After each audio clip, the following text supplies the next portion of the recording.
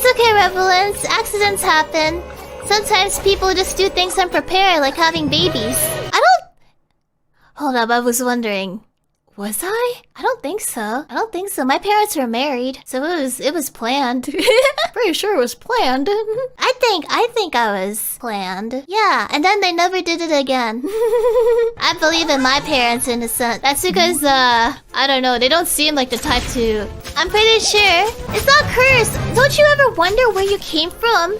Like the existential crisis. Don't you guys think about that? Why was I born? Did my parents love each other? Or was it just like a baby mama situation? You know, like that? I was born out of love though. I hope. I'm pretty sure. But I don't think they did it ever since. Okay, can I ask something cursed?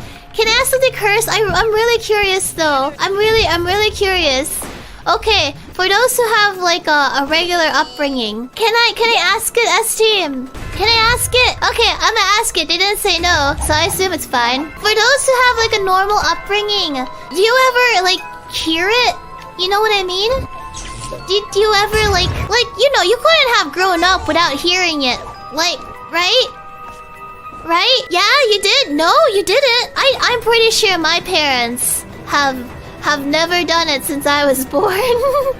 I'm really curious, right? Like you heard it through like the walls. Well, I'm just curious. So I see there's some mixed upbringings here. See, my parents are like very religious people. So I'm pretty sure it was like a one and done deal. Like they finished their purpose of life.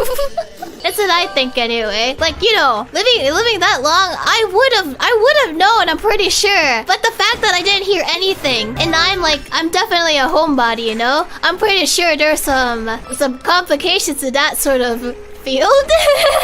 well, I don't have a regular upbringing, you see. So I'm curious about like how other people were raised. No, my parents couldn't have done it, actually. No, they had, their schedules didn't align. There was actually, to be fair, there's also no privacy in the house. I lived with my grandma.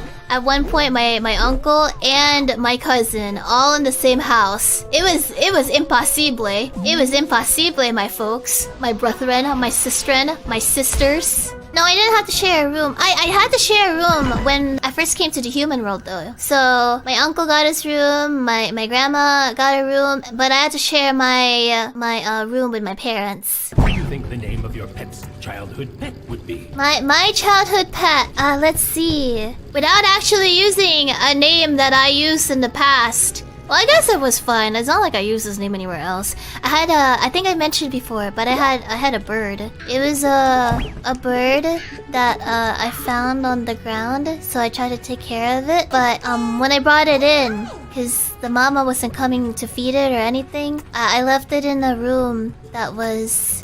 Apparently it was too cold and I wasn't aware. It was my grandmother's old room, and I didn't realize it got really cold. So after like taking care of it, it died the next day, and I heard like a very loud bone cracking. So when I went to it, it didn't move anymore, and I felt very sad. And ever since then, it kind of scarred me.